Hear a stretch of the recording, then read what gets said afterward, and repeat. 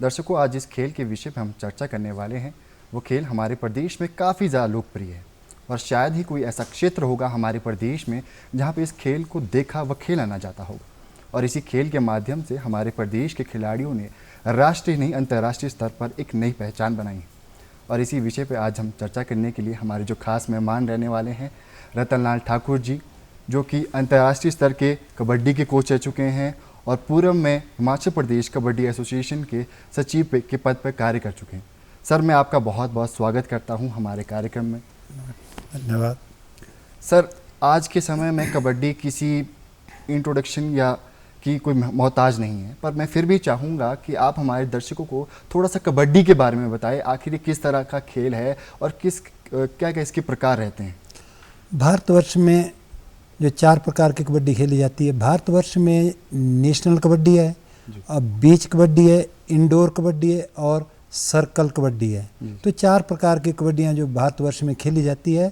और आज जो नेशनल कबड्डी है हमारी वो मैट पे खेली जाती है, जो हमारी बीच कबड्डी और रेत में खेली जाती है। जो इंडोर कबड्डी है वो हमारे इंडोर स्टेडियम में खेली जाती है। और जो सर्कल कबड्डी हमारे पंजाब के अंदर खेली जाती है, जो सर्कल स्टाइल से नाम से जानी जाती है। हिमाचल में किस किस तरह की कबड्डी खेली जाती है, मैट और?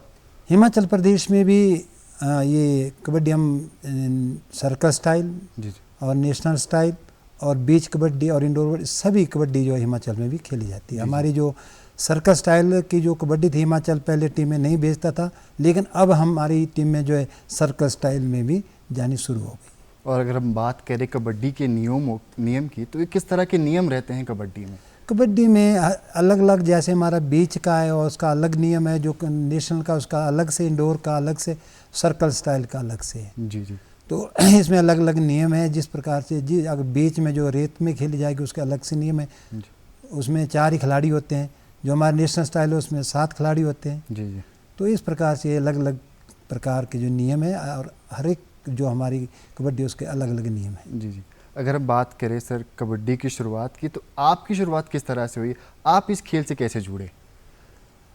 मुझे मेरे ब्रदर जो है वो आर्मी में सर्विस करते थे। वो आर्मी के बेस्ट बॉक्सर भी रहे। और सर्विसेज के देवीराम ठाकुर जो सूबेदार पद से जो सेवानिवृत्त हुए, वो उन्हीं की मुझे जो मार्गदर्शन मिला और उन्हीं को मैंने देखकर जो मैंने कबड्डी स्टार्ट की। और मैंने राजकीय प्राथमिक पाठशाला सिकरोवा से स्टार्ट की। और उसके बाद मैंने उच्च विद्यालय नमोल से स्टार्ट किया। और उसके बाद मैंने 16 बार राष्ट्रीय स्तर की सीनियर प्रतियोगिताओं में भाग लिया और 14 बार हिमाचल का कैप्टन रहा और 2 बार मैंने इंडिया कैंप लगाया। जी सर, आपकी अगर हम बात करें अचीवमेंट्स की, तो आपकी क्या क्या अचीवमेंट्स रही हैं एज ए प्लेयर? और आप इंटरनेशनल कोच भी रह चुके हैं, तो कोचेस के तौर पे क्या अचीवमेंट्स रही हैं आपकी? एज ए खिलाड़ी तो मैं कहूँगा कि मेरी इतनी अच्छी अचीवमेंट, जैसे राष्ट्रीय स्तर पे एक बार हमारा जो है 3rd मेडल पड़ा था उसमें नॉर्थ जोन में।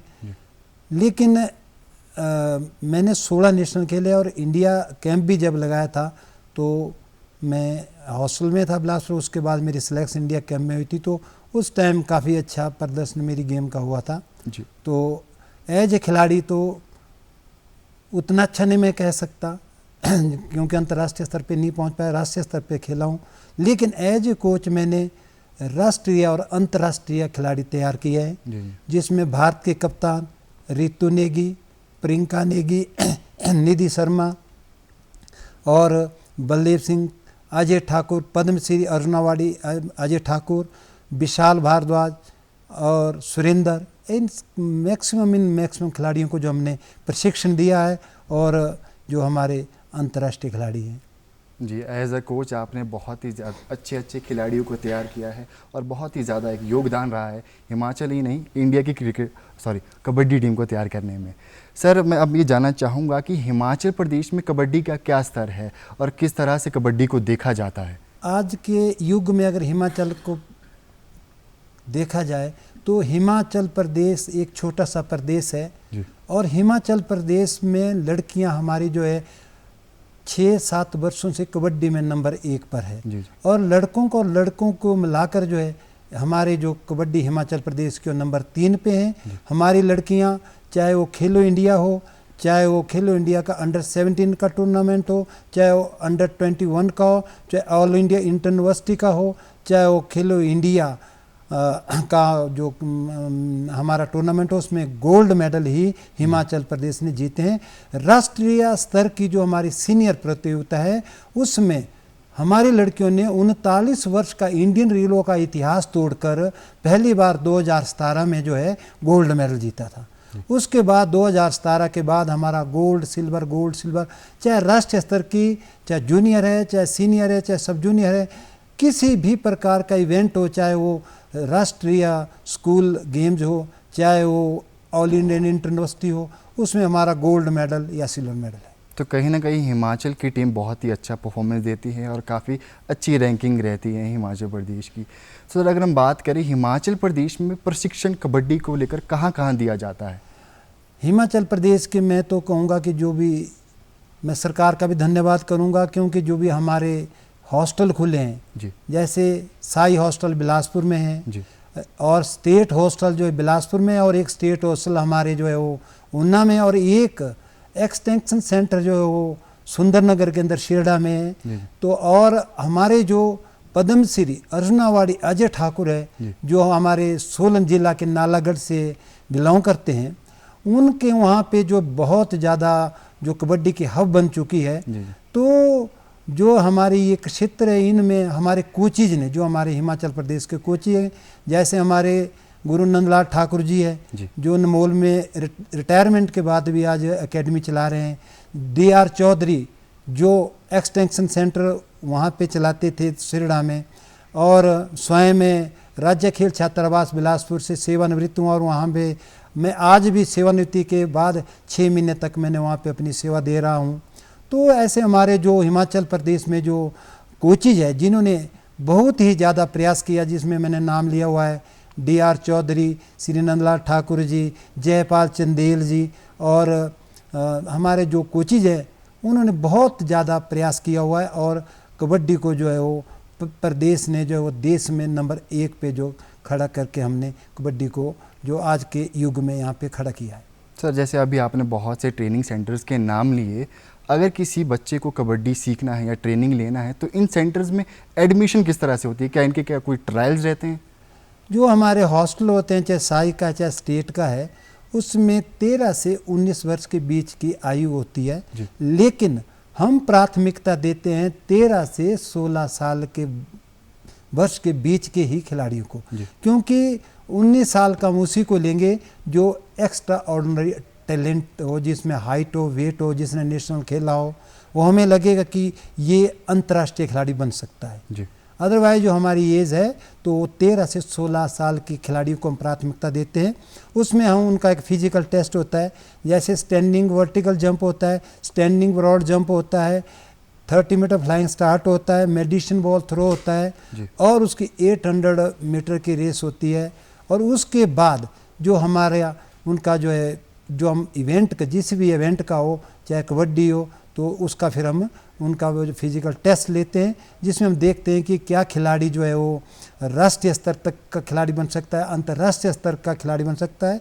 क्योंकि आजकल की ट्रेनिंग जो साइंटिफिक ट्रेनिंग है, क्योंकि हम फिजिकली भी देख लेते हैं और शारीरिक तौर से भी देख लेते हैं, और उसमें जो है मानसिक तौर से भी, और हम देखते हैं कि क्या खिलाड़ी कहाँ तक उसकी ग्रोथ होगी, कहाँ तक उसका जो है वो टैलेंट निखर सकता है। जैसे सर, आपको काफ़ी लंबा एक्सपीरियंस है कोचिंग का कबड्डी को लेकर, आपकी नज़र में सही एज क्या रहनी चाहिए कबड्डी की शुरुआत की, सीखने की? देखिए, आज के युग में तो जो है साइंटिफिक युग है। आज हिमाचल प्रदेश के अंदर मैं बात करूंगा, हिमाचल प्रदेश में प्राथमिक शिक्षा के बच्चों की भी जिला स्तरीय, ब्लॉक स्तरीय और राज्य स्तरीय खेल रहती है। तो जो हमारे प्राथमिक पाठशालाओं के जो बच्चे हैं उनकी अगर एज हम देखे जाए तो इनकी एज केवल 10 या 11 साल से कम ही होती है। तो हमारा आज का हमारा जो बच्चे, जो खिलाड़ी बच्चे हैं चाहे कबड्डी के, वो 8 और 9 साल के या 10 साल के जो कबड्डी खेलना शुरू करते हैं। लेकिन अगर आपने एक अच्छा, अगर आपका नज़रिया कुछ अच्छा हो कि खिलाड़ी जो है अंतर्राष्ट्रीय खिलाड़ी बने, तो कम से कम 13 के साल की एज से उसे स्टार्ट कर देना चाहिए। सर अगर हम बात करें जैसे कि आज हाल काफ़ी लंबे समय से प्रो लीग, खेलो इंडिया जैसे कई कार्यक्रम चल रहे हैं, तो आपको क्या लगता है ये कबड्डी को किस तरह से मदद कर रहा है और नई खिलाड़ियों की जो प्रतिभा उभर के आ रही है इसमें किस तरह से मदद कर रहा है? देखो, मैं अखिल भारतीय कबड्डी संघ के अध्यक्ष स्वर्गीय जनार्दन सिंह गहलोत का धन्यवाद करना चाहूँगा, जिनके अथक प्रयासों से ये प्रो लीग चली। और मैं धन्यवाद करना चाहूँगा स्टार स्पोर्ट्स टीवी के, इस दूरदर्शन के माध्यम से स्टार स्पोर्ट्स टीवी का, और स्टार स्पोर्ट्स टीवी के जो हमारे लीग कमिश्नर है अनुपम गोस्वामी, और धन्यवाद करना चाहूँगा 12 टीमों के जो मालिक हैं जिन्होंने टीमें खरीदी है, जो आज हमारे खिलाड़ियों को करोड़ों रुपए जो दे रहे हैं और अच्छी ट्रेनिंग दे रहे हैं। और आज हमारे कबड्डी खिलाड़ी, जब कहते थे कि क्रिकेट खिलाड़ी जो है वो 5 स्टार में ठहरता था, आज हम देखते हैं कि आज हमारे कबड्डी का खिलाड़ी जो है वो करोड़ों में उसकी ऑक्शन हो रही है, और आज जो हमारा कबड्डी का खिलाड़ी है वो 5 स्टार में ठहर रहा है। और प्रो से जो है, मैं तो ये कहूँगा कि हमारा एक छोटा सा प्रदेश है, 20 खिलाड़ी, 8 सीजन जो है हमारे प्रो लीग के हो गए, 20 खिलाड़ी हिमाचल प्रदेश के प्रो सीजन में खेल चुके हैं, और 9वें प्रो सीजन में भी हम होगा कि हमारे इसमें भी खिलाड़ी खेले। इसमें पद्मश्री अर्जुनावाड़ी अजय ठाकुर तमिल थलाईवास के जो है वो कैप्टन रहे, और उसके बाद वो पिछले साल जो है दबंग दिल्ली के भी वो खिलाड़ी रहे, और उन्होंने वो भी खिताब जीत लिया, क्योंकि इन्होंने एज ए कैप्टन भी, इंडिया कैप्टन भी रहे, वर्ल्ड कप भी इन्होंने जीता, और एशियाड के भी कैप्टन रहे। और एक चीज़ इनसे हुई थी कि इनके जो खिताब अपने नाम में हो चुका था, जो ये अपना प्रो लीग का जो गोल्ड मेडल था वो भी पिछली बार जो है अजय ठाकुर की टीम ने उठाया है। इसलिए महेंद्र है, बलदेव है, विशाल भारद्वाज है जो तेलुगु टाइटल के कैप्टन है, महेंद्र है जो बेंगलुरु बुल्स के कैप्टन है और बेस्ट डिफेंडर भी रहे हुए, सुरेंद्र जो हमारे ऊना से हैं वो भी यू मुंबा के कैप्टन है और वो भी बेस्ट जो है वो डिफेंडर रहे हैं। तो इस प्रकार हमारे बहुत से ऐसे खिलाड़ी हैं जिन्होंने प्रो में भाग लिया हुआ। अभिनंदन ठाकुर है, अभिनंदन कुमार है, अमित है, और उसमें जो है राहुल राणा है, हेमंत है, और नितिन चंदेल है, प्रियंक चंदेल है, और उसमें शिवांश ठाकुर है, और हमारे हिमाचल से 20 खिलाड़ी है जिन्होंने प्रो में भाग लिया है और प्रो से अच्छा पैसा कमाया है। तो कहीं ना कहीं ये कहना गलत नहीं होगा कि प्रो लीग और खेलो इंडिया जैसे जो कार्यक्रम हैं इससे खिलाड़ियों को एक बहुत ही अच्छा प्लेटफॉर्म मिला है अपना टैलेंट शो करने का। बिल्कुल, इसमें जो खेलो इंडिया है, जैसे आज खेलो इंडिया के भी कुछ सेंटर खुल रहे हैं, तो जैसे हमीरपुर के अंदर एक्सीलेंसी सेंटर खुला हुआ है, बिलासपुर में खेलो इंडिया का सेंटर खुला हुआ है, और जगह जगह खेलो इंडिया के जो स्मॉल सेंटर खुल रहे हैं, उससे हिमाचल प्रदेश के जो खिलाड़ियों का टैलेंट है वो निखरेगा, उभरेगा, क्योंकि वहाँ पे बहुत ही अच्छे कोच जो है खिलाड़ियों को प्रशिक्षण देंगे, साइंटिफिक ट्रेनिंग होगी, फिजियो होंगे, न्यूट्रिशन वाले होंगे, और नाना प्रकार के जो भी आज के युग में जो आधुनिक जो हमारी ट्रेनिंग है वो वहाँ पे मिलेगी, जिससे हमारे प्रदेश का जो निखार है और खेलों का स्तर है काफ़ी सुदृढ़ होगा। जी जी सर, कहीं ना कहीं आज भी हमारे प्रदेश में बच्चों को खेलों से दूर रखा जाता है। अभी भी उन्हें कहा जाता है कि आप पढ़ाई लिखाई की तरफ ध्यान दें, पर आप किस तरह से बच्चों को, पेरेंट्स को समझाते हैं कि आपको अपने बच्चे को स्पोर्ट्स की तरफ भेजना है क्योंकि इसमें भी एक बेहतर भविष्य बन सकता है? देखिए, पहले कहते थे कि पढ़ोगे लिखोगे बनोगे नवाब, खेलोगे कूदोगे होगे खराब। आज का युग आ गया है कि पढ़ोगे लिखोगे होगे खराब, खेलोगे कूदोगे तो बनोगे नवाब। क्योंकि आज हमारे पास एक ऐसी सेलिब्रिटी, हमारे पास एक ऐसे उदाहरण है, डीएसपी पद्मश्री अर्जुनावाड़ी अजय ठाकुर जो है इसी खेल से निकले हैं। आज हमारे ऐसे हजारों खिलाड़ी हिमाचल प्रदेश में और भारत में अपनी सेवा दे रहे हैं। रितु नेगी जो भारत की कप्तान बनी वो इंडियन रेलवे में अपनी सेवा दे रही है। निधि शर्मा जो इंटरनेशनल खिलाड़ी है वो आज राजस्थान में दे रही। प्रियंका नेगी जो अंतर्राष्ट्रीय खिलाड़ी थी वो आज पुलिस में अपनी सेवा दे रही है। तो ऐसे जो हमारे महेंद्र था वो आज आर्मी में अपनी सेवा दे रहा है। तो ऐसे हमारे हजारों खिलाड़ी है जिन्होंने स्पोर्ट्स कोटे के ऊपर नौकरी ली है। और मैं हिमाचल सरकार का भी धन्यवाद करना चाहूँगा जिन्होंने 3% कोटा जो है खिलाड़ियों को रखा है। उसमें हमारे खिलाड़ी ये नहीं कि वो एक कांस्टेबल, हमारे खिलाड़ी जो है एलाइड की सीटों पे आ रहे हैं, जी, जी, हमारे अच्छे पदों पे जा रहे हैं। जी, जी। और जैसे अजय पद्म श्री अजय ठाकुर जो है वो डीएसपी के पद पर है, और कई हमारे खिलाड़ी जो है एक्साइज एंड टैक्सेशन ऑफिसर बन चुके हैं, कई एक्साइज एंड टैक्सेशन इंस्पेक्टर है, कोई हमारे सुपरवाइजर लगे, कोई हमारे जो है कोऑपरेटिव सोसाइटी इंस्पेक्टर लगे हुए। तो ऐसे हमारे जो भी है इनसे जो बहुत ही हमारे खिलाड़ियों को फ़ायदा मिला हुआ है। और जो भी मैं कहता हूँ कि आज के जो भी हमारे खिलाड़ी हैं और जो हमारा युवा जो है वो मैं उनको इस दूरदर्शन के माध्यम से आगाह करना चाहता हूँ कि वो हमारे बीच में जो कुरीतियाँ फैली है, जो आज हमारे फ्यूचर हमारे भविष्य को बिगाड़ रहा है, कोई चिट्टा, हीरोइन, अफीम, गांजा, नाना प्रकार के नशे कर रहे हैं। तो मेरा यही है कि आप सभी चीज़ों को छोड़ के और खेल अपनाएं, चाहे वो कबड्डी हो, चाहे वॉलीबॉल हो, चाहे बॉक्सिंग हो, चाहे एथलेटिक्स हो। क्योंकि हमारे किसी भी देश के भविष्य को सुदृढ़ होने के लिए उस देश का युवा अगर सुदृढ़ होगा तो वो सुदृढ़ किस चीज़ से होगा? वो खेलों से होगा, व्यायाम से होगा। और अगर हमारा युवा जो है खेलों की ओर अग्रसर होगा तो उनका शरीर जो है स्ट्रांग होगा, सुदृढ़ होगा, सुडौल होगा, मानसिक विकास होगा, बौद्धिक विकास होगा, और हमारा भारत जो है बहुत ही सशक्त होगा। तो कहीं ना कहीं आज हमें अपने सोच को बदलने की ज़रूरत है कि आज हम खेल कूद के माध्यम से अच्छा भविष्य भी बना सकते हैं और अपने बच्चों को नशे से भी दूर रख सकते हैं। बिल्कुल बिल्कुल सर, अब मैं आपसे जानना चाहूँगा कि हिमाचल प्रदेश में कबड्डी को लेकर और अन्य खेलों को सरकार का किस तरह से सहयोग रहता है? क्योंकि अगर हम बात करें भारत के जो खेल मंत्री हैं श्री अनुराग ठाकुर जी, वो भी हिमाचल प्रदेश से संबंध रखते हैं। तो किस तरह से सहयोग है भारत का और हिमाचल प्रदेश का? खेलों को बढ़ावा देने के लिए सरकार तो एक रीढ़ की हड्डी है। जी जी। सरकार नहीं हो तो ये नामुमकिन है, क्योंकि हिमाचल प्रदेश के अंदर जो साई हॉस्टल बिलासपुर में है और एक लड़कियों का एक्सलेंसी सेंटर जो है वो धर्मशाला में है, और एक हमारा राज्य खेल छात्रावास बिलासपुर में है, और एक जो है राज्य खेल छात्रावास ऊना में है। इन सभी खिलाड़ियों का खर्चा जो है सरकार ही वहन करती है।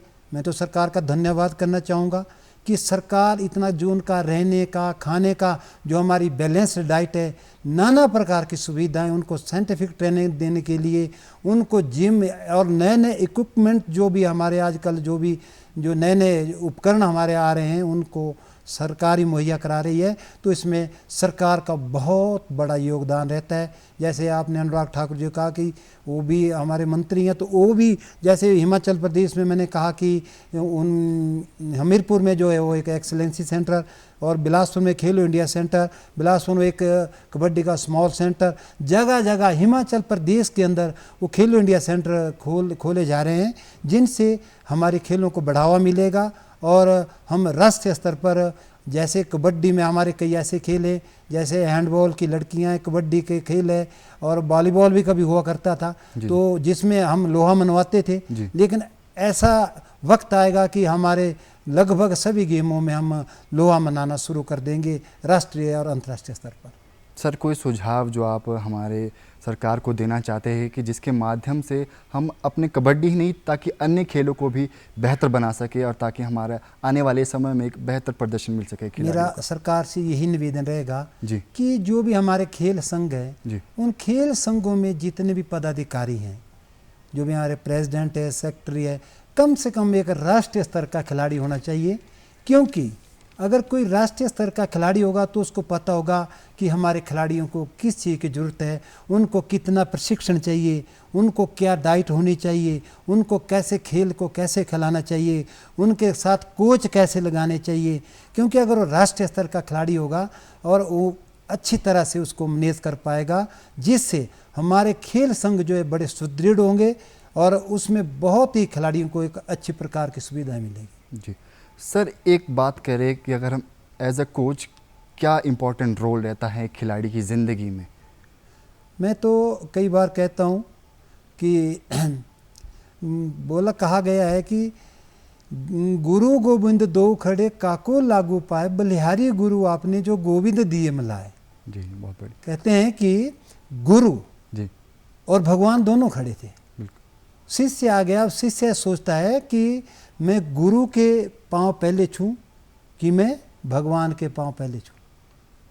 जी जी तो गुरु ने जो शिष्य ने जो है अपने गुरु के पांव पहले छुए थे, क्योंकि उन्होंने गुरु ने भगवान के दर्शन कराए थे। जी जी। इसलिए कहते हैं गुरु और भगवान हाँ। एक ही तरह के हैं। तिनका जोड़ के पंखेरु, तिनका जोड़ के पंखेरु घोंसला लिए बनाए, उड़े पंखेरु आकाश में, उसकी मेहनत का कोई मोल ना पाए। जब एक पक्षी जो है तिनका जोड़कर अपना घोंसला बना लेता है, उसके बाद वो पंखेरु जो है वो पंछी हवा के हिलोरों में आकाश में उड़ता है और बाद में शाम को जब भी आता है तो अपने घोंसले में बैठता है। ठीक उसी प्रकार एक कोच एक खिलाड़ी को बनाने के लिए ना जाने कितने वर्ष लगा देता है। वर्षों के बाद जब वो खिलाड़ी ओलंपिक से, एशियाड से, अंतर्राष्ट्रीय स्तर के जो प्रतियोगिता उनसे मेडल लेता है तो वो भी पंखेरु की तरह उड़ना शुरू कर देता है। तो एक कोच का जो है एक खिलाड़ी को बनाने में मैं कहता हूँ बहुत योगदान रहता है। जी। क्योंकि अगर कोच एक खिलाड़ी को उसकी बेसिक जो कंसेप्ट होते हैं, बेसिक चीज़ें जो नहीं सिखाएगा तो एक खिलाड़ी अपने रास्ते से भटक सकता है। तो मैं इसलिए तो कहूँगा कि एक खिलाड़ी को बनाने के लिए एक कोच का एक अहम रोल है। जी जी सर। जैसे सर आप अंतर्राष्ट्रीय स्तर के कोच रह चुके हैं और आपने तरह तरह की कंट्रीज़ की गेम भी देखी है, तो मैं जानना चाहूँगा कि आपको किस कंट्री की गेम बहुत अच्छी लगी, जिससे लगा है कि आपको उस कंट्री की टेक्निक हमें सीखनी चाहिए या हमें उनसे अडॉप्ट करना चाहिए? देखिए, पहले तो मैं ये कहूँगा कि कबड्डी भारतीय खेल है। जी जी। हम अपने आप को बड़े गौरव से महसूस करते हैं कि ये हमारा भारतीय खेल है। जी। लेकिन कुछ एशियाड में, एशिया के जो भी कंट्रीज कबड्डी खेलते हैं उनमें बड़ी जल्दी से हमारा प्रसार हो रहा है। अब एशिया के अंदर नहीं, अब बाकी महाद्वीपों के अंदर भी जो हमारा प्रो लीग चला है, मैं ये समझता हूँ कि लगभग 100 देश से ज़्यादा देश अभी इसको जो है वो टेलीविज़न पे या media, print media, electronic media के माध्यम से देखते हैं। जी जी।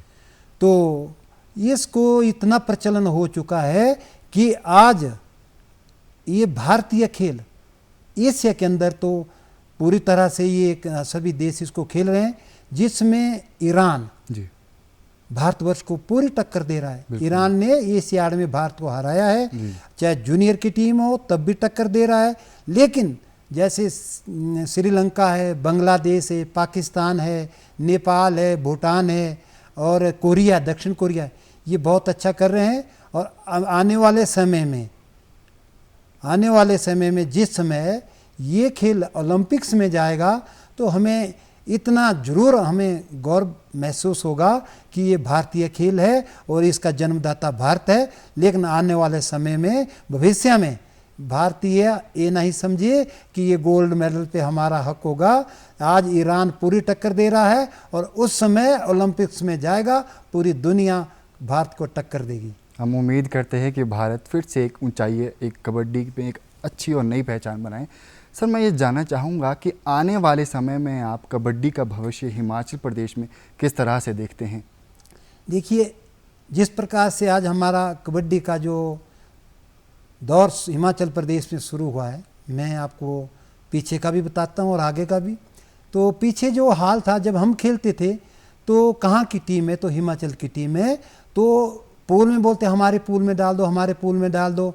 हम एक मैच जीते दूसरा हार जाते, कोई मैच जीतते नहीं थे। जी जी। जब हिमाचल प्रदेश के अंदर हॉस्टल खुले और हमने राइज किया, हम हॉस्टल में भी हॉस्टल का स्टूडेंट रहा, तो हमने बड़ी बड़ी जिनकी मेडल वाली टीमें थी उनको हमने टक्कर देनी शुरू कर दी। आज अगर हम हिमाचल प्रदेश को देखें और हिमाचल प्रदेश के कोचेज ने, जो हमारे हिमाचल प्रदेश के कोच उन्होंने मेहनत की है, उसमें मैं सरकार का बहुत बहुत धन्यवाद करना चाहूँगा।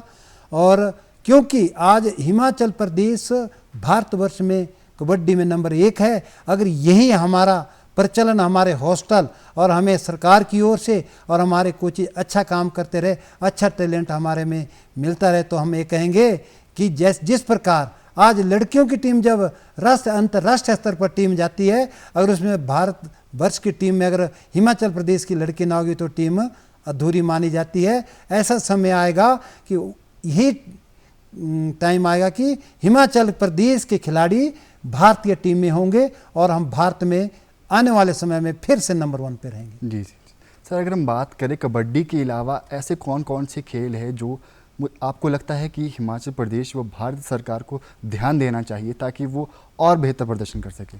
देखिए, खेल जो है अपने अपने खेल का बहुत महत्व है, लेकिन हम फिर भी चाहते हैं कि हमारा प्रदेश जो है वॉलीबॉल में भी बड़ा अच्छा रहा हुआ है, अभी हमारे बॉक्सिंग के भी अच्छे रिजल्ट आ रहे हैं, हमारे रेसलिंग के भी अच्छे रिजल्ट आ रहे हैं, हमारे बहुत अच्छे रिजल्ट हैंडबॉल की लड़कियों के आ रहे हैं और हमारे कबड्डी के रिजल्ट तो बहुत ही अच्छे आ रहे हैं। तो इसमें जो भी है, मतलब हमारे जो भी है कुछ जो है सारे रिजल्ट हमारे अच्छे आ रहे हैं हर एक गेम्स के। सर, आज आपसे मिलकर बहुत अच्छा लगा और आज हमें जानने के लिए मिला कि आज हमारे प्रदेश में कबड्डी का क्या स्तर है और किस तरह से इसे बेहतर किया जा सकता है। दर्शकों, अब वक्त हो चुका है आपसे अलविदा लेने का। हम फिर मिलेंगे एक नए मेहमान के साथ। तब तक के लिए जय हिंद, जय हिमाचल।